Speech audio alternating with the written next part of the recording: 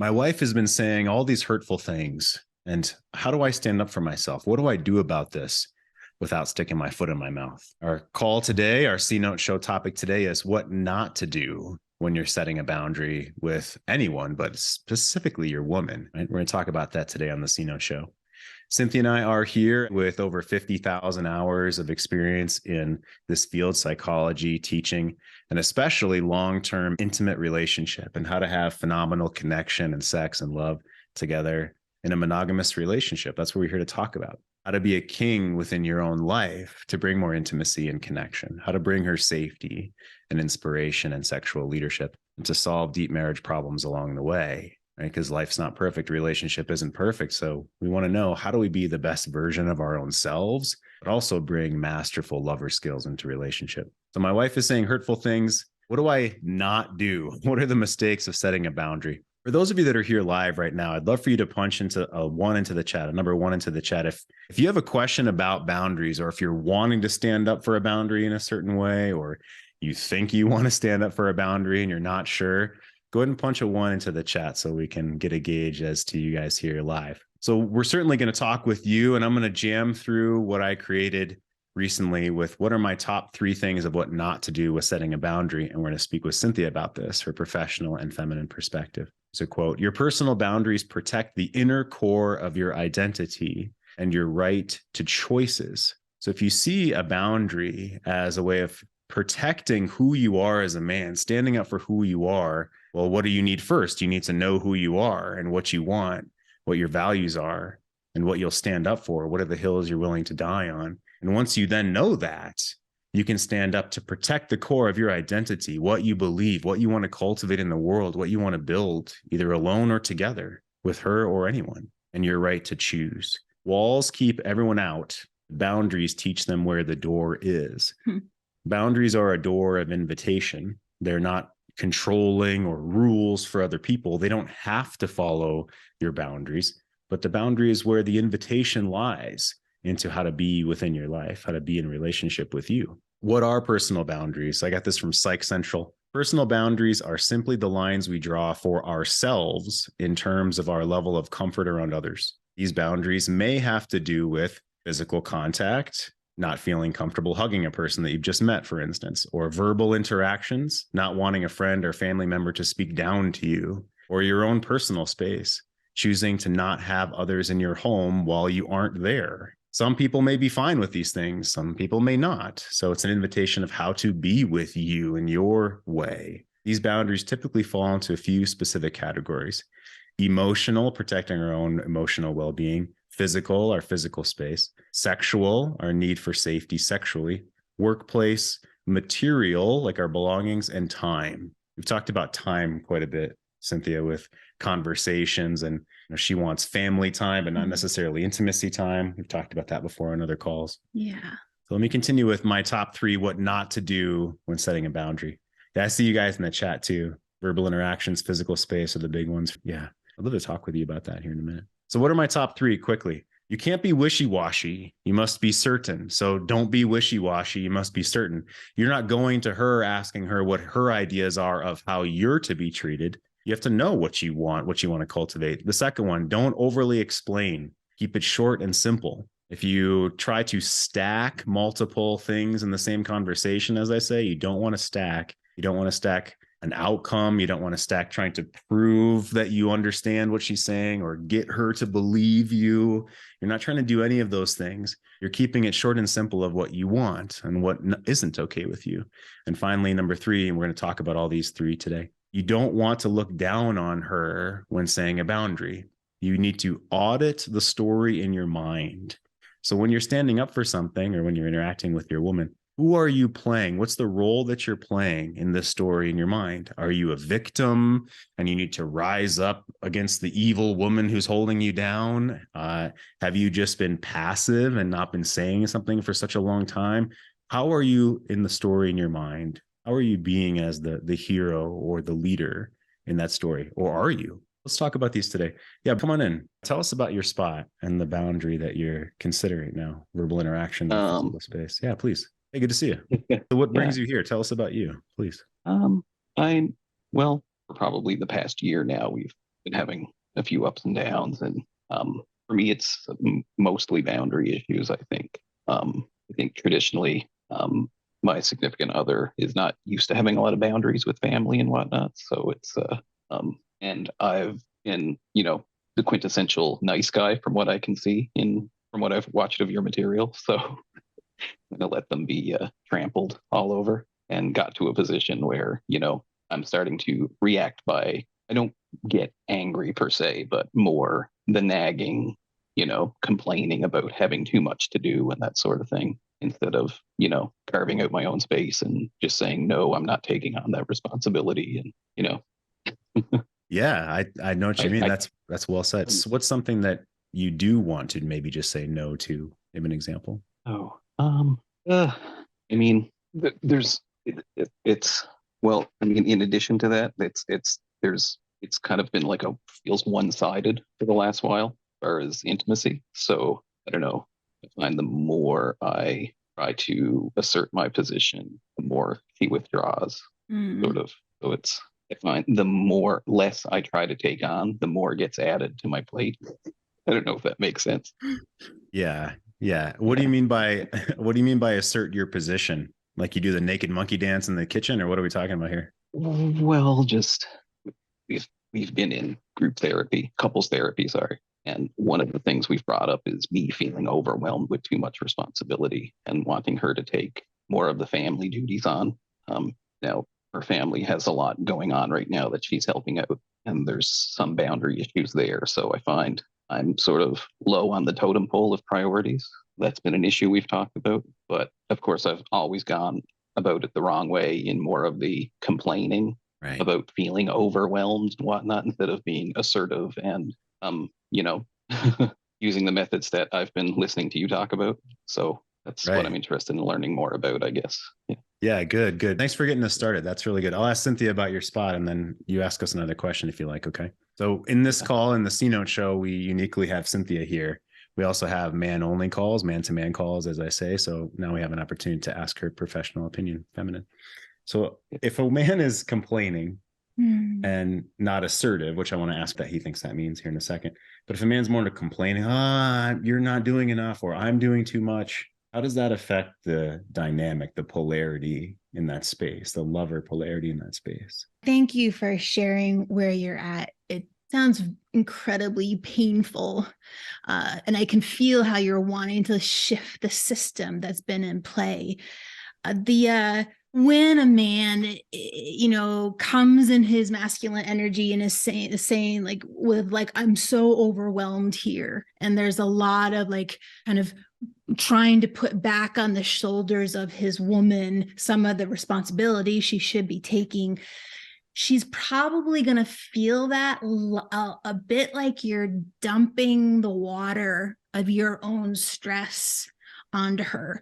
And it could feel like she's trying to like breathe through water. It could also, she could get kind of judgmental and really click into a part of her brain that thinks in her mind like, oh, why can't he just handle this, and almost like make you just one more thing she has to deal with. And any of those situations are not fair, that's how she would react to a very real need you have. But it is a dynamic, a system that can kind of kill polarity, kill her sexual attraction, and really just kind of be part of shutting her whole body down to wanting sex and intimacy, because that energy is just not living in the dynamic between the two, at least in her opinion. That's exactly what's happened. I think that's where we're at. Yeah. So what's a question you might have from there for you would be, you said to be assertive. What does that mean to you? Well, just in the few videos I've watched of you, of course, over the past few days, it's, stating a position and shutting up. Oh, you got that, huh? We're gonna make a T-shirt Yeah. with that on the front of it or something, I think. Yeah. So, and only doing it when I'm calm and not in the heat of the moment and feeling the stress, right? And I've actually tried that today with just a few minor things, and it actually worked. Seemed to work. So, Yeah. there's probably some there's a lot bigger things to tackle, other issues, but in a few minor ones that I decided to try today, when the time seemed right, it seemed to be well received. So, but I anticipate aggression in response to I was some wondering. of the more I was serious wondering items. if you were concerned. Yeah. So, what is So, what's aggression in response mean to you? What's that look like? it can be like some throwing it back on it being a flaw in my character. You know what I mean? Almost sort of like, Like you can't handle it, or what? or that's you're too sensitive or something along those lines. You know what I mean? Sure. So now it sounds like As we're talking. compared to, Yeah, it sounds like we're talking about her being hurtful to you versus chores around the house. Is that what you mean? yes, in response to things I bring up. Yeah. Yeah. Okay. Let's pretend for a second because I don't know you very well yet. So let's pretend for a second. You and I are buddies. You're over for poker night, right? You're over to my place for poker night. There's 7 other guys there. There's like 8 of us. You're over for poker night. And I don't know. You call me a name that I don't like, and I'm like, yo, let's just back off of that. I'm not a big fan of that. And then you start calling me too sensitive in that moment. Like, you're too sensitive. I can look at your face. You'd never do this. I'm just making this up, right? So you come over, I don't know, you're like, yeah, Jeff, you're a douchebag. I'm like, come on, man, that's a little tough. Every hand I play is like douchebag on you. Like, bro, that's enough of that. Oh, you're just too sensitive. Oh, you're just too sensitive. How would you experience that if you were over here for poker night in your spot? Yeah. I mean, I probably wouldn't take it too seriously, but your tone of voice that you're saying it in is a lot more acceptable than the tone of voice I'm used to receiving. Yeah. What's the tone of voice sound like? Usually there's some anger behind it. So Makes it a lot harder. Right. Yeah. Yeah. It lands a little more personal, right? That's very well said. And it hits that safety aspect. You know what I mean? Yeah. Yeah. Where the security of the whole situation starts to feel a little shaky. So yeah, that's well said. I'm going to press pause on you. Thanks for getting us started. I'm going to ask Cynthia sure. about that. We'll Thanks. go over to some other guys. Yeah. Glad you're here, man. Keep coming back. So let's go a level deeper. So, all right. She feels obviously things have not been good for a while, however long that may be, a year or 2 years, usually, right? At least before a man comes here. And she's now giving a hard time because he's standing up for himself. What is that subsequent challenge generally about? Been soft in the past, nice guy as he admitted to, not being direct, complaining as he's admitted to. And then he's finally starting to kind of stand up for himself, and she gives him a hard time about it. She pushes back on it. What do you think that's about at a core level for a woman in relationship?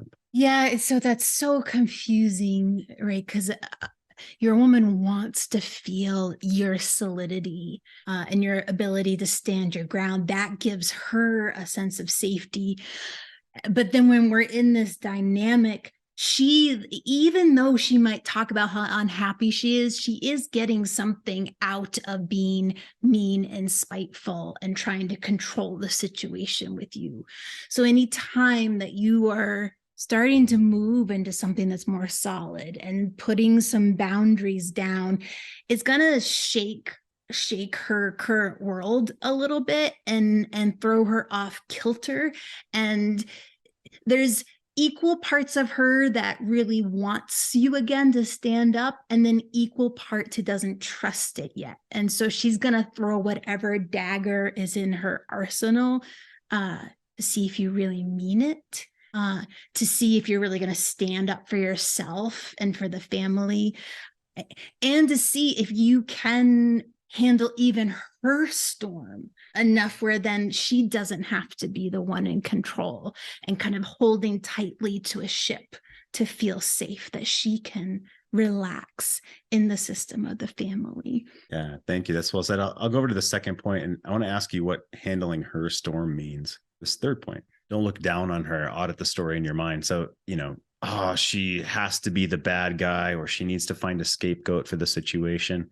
That might be a non-helpful story. But what would be a helpful one? How does she want her man to react? What's her instinct? What would turn on her instincts? What would turn on her attraction and respect for a man in that spot? Yeah, I always like to go back into, even though we live in this modern world, we still have these very active evolutionary brains. And the reason why women are attracted to men who have boundaries and lines in the sand, and who can't be budged off of those values, those nuts that they have, is because her brain tells her, God, if we as a tribe, we as a family were ever in trouble and the enemy came by, my man would never back down. My man would never draw back from the line in the sand he would draw to protect us, to protect me, to protect our children.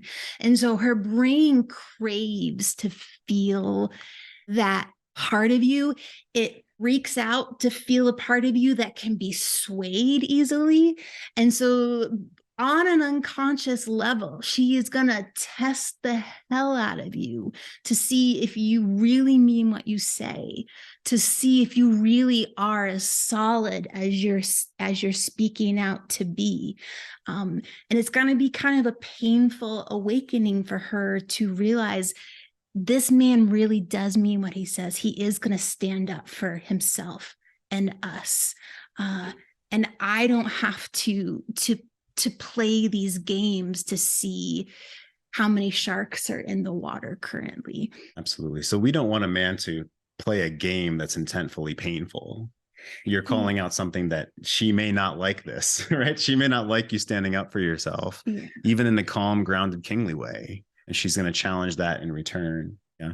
So let's take a step forward and ask another man. Come on in. Please, what's a boundary that you're considering right now? Thanks for the example. That was a good example. I think the way that Cynthia explained it, it reminds me a lot of the things that were happening when we were separated. Right now, I think I've set up some boundaries, but I think I get it mixed.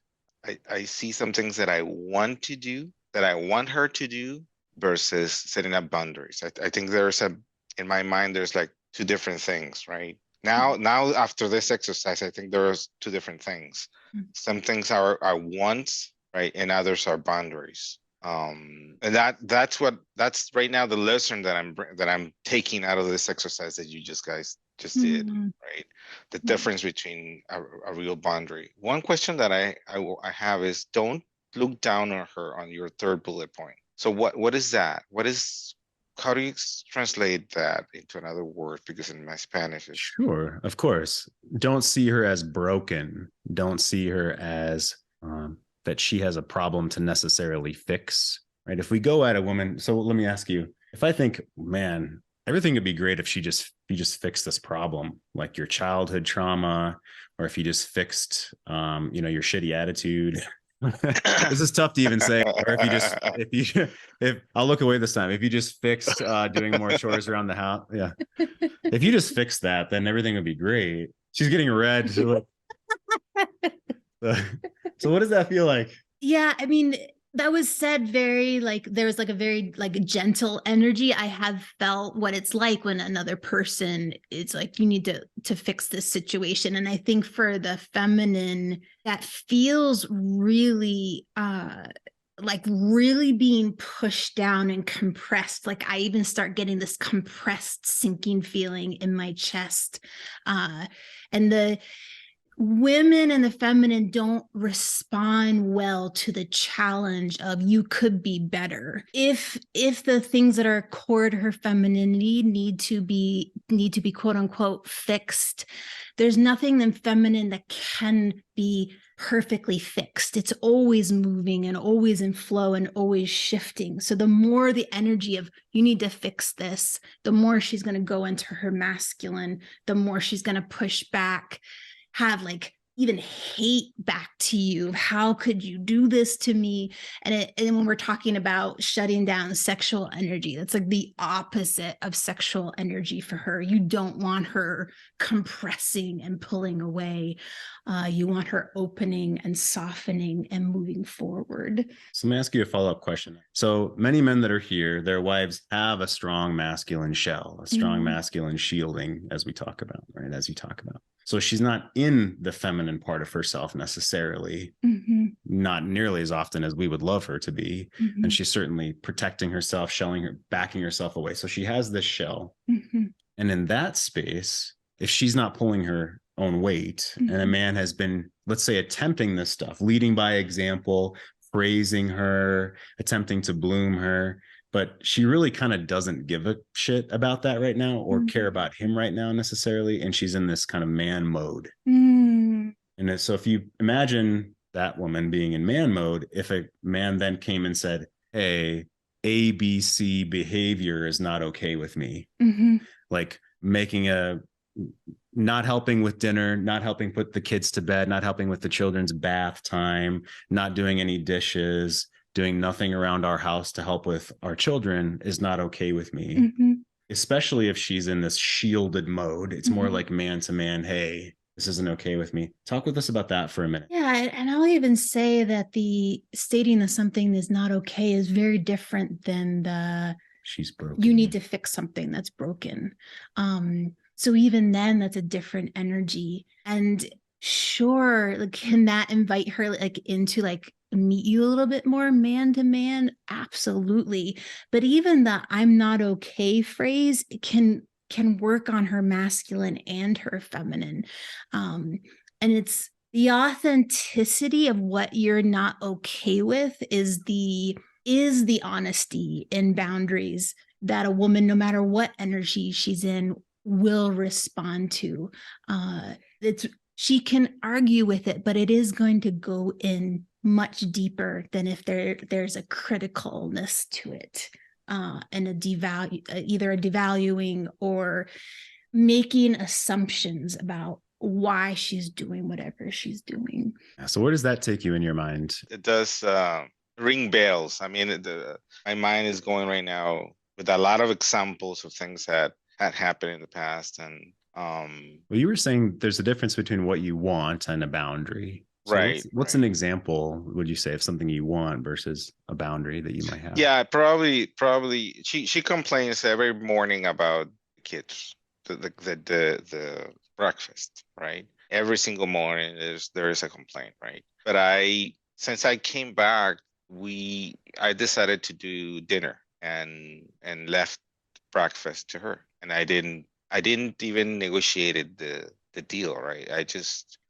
One of the topics that came in therapy was the chores at home, the amount of work, right? Or how I was supporting the family with the kids, and I took on that, right? That the dinner only, but she continues to complain, and there's no ending to that, right? But it feels like if I take breakfast, she's gonna just pull back and enjoy life, right? So it's a very how do you say it, egocentric type of behavior, right? So it's the boundary to me. It's I'm gonna do dinner and everything else needs to take care of itself, because it's not healthy for me to support more than that, right? I have meetings, I have work, I have other things going on, right? That I can do dinner because I'm there, I'm at home. I enjoy doing it. I enjoy my kids. I enjoy feeding them, make sure that everybody's having dinner, right? Eating nutrition, right? So I want her to do more, but I'm not gonna force her. I don't want to even get into the fight. Not even push that. But she's continues to complain. It's been forever, right? It seems to be that's gonna be there, stay forever. Right? Hopefully she will realize that she needs to take care of that. Right. I hear you. And in your example, you're doing these 3 points. So about dinner, right? You're certain that that's what you want to do. You kept it short and simple, maybe even not even a discussion. It's very short and simple of what you're going to do. You know what you're going to do. And the story in your mind is, it doesn't matter because this is what I want to do. This is the man that I am. This is the man that I want to be. Yeah.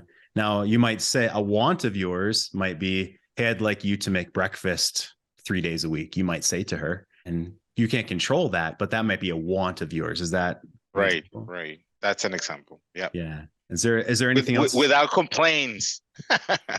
Right. Without complaints. Yeah. That's the part. Because that's the man that you want to be. Right. Yeah. Good stuff. Thanks. Appreciate it. Good to see you. Thanks for being patient. I see you had your hand up for a while. I wanted to say something that I found that worked for my wife that kind of keeps her motivated is I tell her that I appreciate the way she does things, or I like the way you play with our kids, and or I love the food that you prepared for us, like stuff like that, to where she wants to continue to do those things because she's feeling appreciated. And it seemed to work for me, kind of open her up and not be, I don't know, like resentful, like she feels like she's doing everything, that there is a reward. For boundaries, a couple I have set is that if she's in a bad mood or whatever, I don't want to be around that. So I have told her that if we're going to hang out and you're just not feeling it, just let me know, because I don't want to be around that. A few other boundaries, when she's saying like hurtful things to me, I'd tell her that I don't appreciate those words. For example, the other day, on Sunday, I came up to her and I was like, it's Sunday, let's go do something. Let's go get ice cream. And she's like, oh, I'm not feeling good. And she's like, you know what? It is Sunday. Let's take the kids to go ice cream. Okay. We get downtown to the ice cream place and I pull into a spot. Didn't realize it was a handicap spot. So she was like, oh, we got to move. I was like, yep, we got to move. Then I go and find another spot. It's a handicap spot. I pull in and then I go to pull out and I back into another car. And she's livid. I just got my car fixed and now it's got a little scratch on it. And she's like, everywhere you go, chaos follows. And I look at her and I go, that's not true. I don't appreciate that. And she's like, yes, it is true. And then she's like, this. I was like, yeah, those things happen, but I could have backed out better, but you don't need to ridicule me. I mean, when you hit the deer, I didn't tell you, why do you keep hitting those fucking deers? Why'd you go and do that? You could have braked or whatever, like, I don't know. I just have different views of like how I would phrase things when I speak to her, because I don't want to put her down for a mistake that was an accident. I mean, that's why they call them accidents, not purposes. Yeah, I just hate your car. That's why I backed into it. But there we go. I was wondering when the humor was going to come out. I was like, okay, yeah, I like that and one. Then another example of boundary, was sitting on the couch and she was next to me. I had my arm around her and she said something like, I don't know, she like influxed her voice, so like she had an attitude, and I go, excuse me, and she goes, oh, sorry, because I like that because I wasn't talking to her in any type of way. She just kind of like just went off about something. I forget what it was, but she apologized right away. Gosh, yeah, then, good stuff. Let me ask, how is this different than the man you were, let's say, a year ago or 2 years ago? How would have you handled those situations in the past? I probably would have got more angry, or tell her just to be quiet. Let me do this, or just be more angry, calm. I'm more calm now. And when you went back to the humor thing, so that other day I had said to her in a text message after I got home that night, and I said, I'm trying to find it. I said, I had a wonderful time with our kids today. And I said, definitely a day I'll remember for a long time. And she goes, the day you hit another car and parked in a handicap spot, definitely definitely one to remember, LOL. Yeah. So I brought humor into the night. So yeah, fantastic. And then like the chat was saying, said you've grown so much. Well done, and done yourself, and absolutely phenomenal stuff. How have you been doing within your own self? Let's say over the past 30 days here. How's it been going for you within your day-to-day, your week-to-week, working out, taking care of yourself, eating well, sleeping? How's that been going for you? The working out, trying to still find more motivation to go, but I just gotta suck it up. But I'm learning a lot more about myself, and when I feel triggered and stuff, or feel myself being needy or wanting her validation for certain things, and that's when I kind of reach out to the men and I just tell them how I feel, and then they'll just be like, yeah, it's best you don't talk to her about that, or, well, yeah, good thing you called because that would have sparked a disagreement or whatever. Yeah, you're bringing your things here, you're processing them with us, you're not dumping them on her, accidentally treating her like your therapist, it sounds like, right? Yeah, exactly. And I feel like she's getting closer, even though she says she's mad at me. But you don't fall asleep on someone's lap that you're mad at, I suppose. Yeah, I'm gonna ask Cynthia about that. Thanks, good stuff. I'm gonna press pause. So guys are afraid to have their woman be upset with them or mad at them, and whatever that may mean. Maybe it's just a little bit mad or really angry in different ways. What would you say about that? That a woman who's mad, and is that a bad thing? Always tell us about that. That's a great question. And when you said, she says, I'm mad at you, I just had this like internal chuckle, because I like hearing that, because you want women to be moving with their feelings. You really don't want your woman totally stuck, totally shut down, totally shutting out. So even if her just saying, I'm really mad at you right now, that's the energy's coming up and out of her and into the space, and it's moving through her. And even just saying that out loud for her can be a resolution, can be a subtle healing to what she's been sticking to or hiding deep inside. And so I think anger can, although it's not pleasant always on the other side, it's a really good thing. And when a woman can experience that, oh, he can hold a container for this and not be blown over by it, that can be a huge part of her learning to trust, to open more deeply. And there is the old adage of anger and passion are not that much of a different energy. It's the same band of energy. They just vibrate on different ends. Yeah, 100%. Like passion takes energy, right? Passion takes emphasis.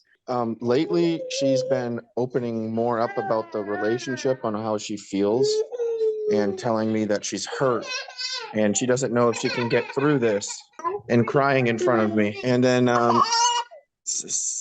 like hugging me and crying and like collapsing in my arms and stuff like that, and just expressing herself openly, and me just keeping calm and telling her that it's going to be okay.